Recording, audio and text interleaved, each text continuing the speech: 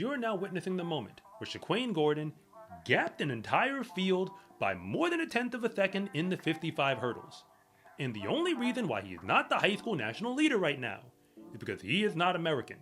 He is from Jamaica. So at this point during the indoor season, if you really want to be the best junior hurdler, you're going to have to go faster than him in order to get that crown. And the race where he showed up to validate his talent was at the Puma New York International Showcase, because one of the hardest things for any elite high school athlete to do is to evaluate themselves against other top athletes. And Olympian Sanjay Ayre decided to fix that problem, which is why he organized a meet for some of the top junior athletes in Jamaica to come to America and compete indoors. And to be real with you, the entire event definitely had a lot of the same energy that we normally get from the Penn Relays Carnival. Penn Relays used to be a big deal because of the USA versus the World format, and although the pros don't really show up like that anymore, the Jamaican high school programs actually do. And if you check the results for most of the races, normally they dominate. So I had very high expectations for this New York International Showcase. And let me tell you, both the Jamaican and American teams did not disappoint.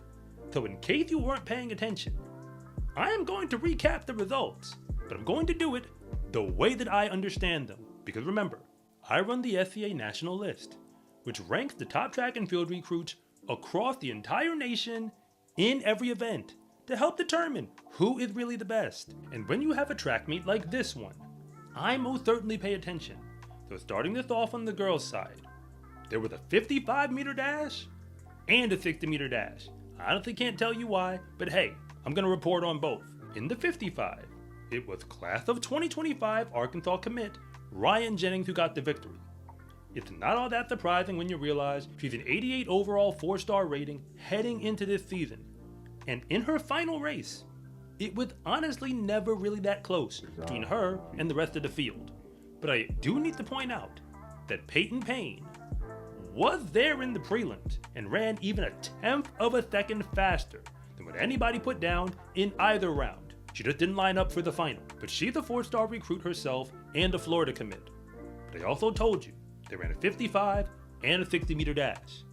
So I have to address the 60-meter dash situation because Lisa Ray showed up on the track. She's in the class of 2026 and a 5-star recruit, a 98 overall rating, who apparently believes that might be too low and is performing like it because she won that 60 going 7.24 seconds. If you don't know what that time means, allow me to fill you in. She didn't just gap the field by 0.2 of a second. Yeah, that happened. But if we put her on the boards right now, with all the women in Division 1, she'd be ranked inside the top 10 right now. I've already concluded that she's basically taking a tour of the nation, dominating whatever race she decides to enter. And she decided to enter the 200 at the meet as well. So she won that event also, and gapped the field by nearly 0.3 of a second. But if you're new here, I want to say thank you for even making it this far into the video. And I'm Coach Rob, the founder of SCARecruiting.com, where I rank the best track and field recruits across the entire nation. And if anything that I say actually connects with you, it is always greatly appreciated if you would please like and subscribe. But if I don't, just let me know in the comment section because I try to read them all. But over in the 300, Ayanna Douglas of Jamaica actually broke their junior national record in that event, which is why it's not a surprise that she also won the showcase. But there was a duel between USA and Jamaica in both the girls' long jump and the girls' triple jump. But it was America who got the victory in both. Brooklyn Little and Chase Mitchell won both events respectively.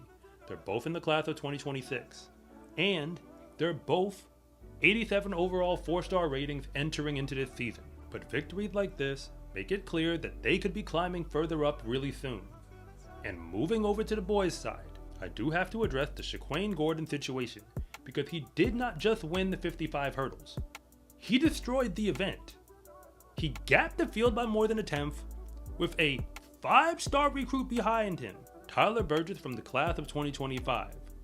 Simply put, performances like that make it clear that you are on another level. So now that he has put that on the boards, every fast hurdler in this nation knows exactly how fast they have to go to compete with it. Yet Jamal Stevenson of Jamaica kept it going in the 55 meter.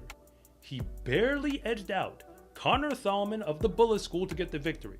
And Connor Thalman is a mid-level 4-star in the class of 2026 himself. But the times from the boys' 60 meter dash were technically a little faster. Elijah Amanra, who is in the class of 2025 and a low 4-star recruit, ran 6.81 seconds in that event, and that edged out high 4-star Sean McCullum to get the victory. But then Sean McCullum came back to run the 200 and went on to win that event, which further validates his ranking. But in the USATF section, Jaden Horton Mims ran just a little bit faster, which is why he's a legit 5-star recruit and a Florida commit for the class of 2025. In the class of 2026, Ryan Buskey entered the season as just a low 4-star, but he just went 7'2" in the high jump. So yeah, it's getting real out there. The truth is that many high school athletes are going to run huge PRs this season. But this New York International Showcase was way more than just a place for you to go out and run fast. It was a chance for fast athletes to test themselves. Because yes, the clock does actually matter, but track and field is a competitive sport where you have to line up against someone and get to the line ahead of them. That's what made the pen relay such a special event. And I have to give a shout out to Sanjay Ayre for bringing some of that energy to indoor track and field. Because if you really want to be a 5-star recruit, you can't just be the best in this nation. Your times have to hold up as one of the best in any nation. They don't care where the talent is. They just want to know how to find it. Hopefully, a lot of it. And unfortunately, the clock does not lie. If you think you need help getting recruited, you are probably right.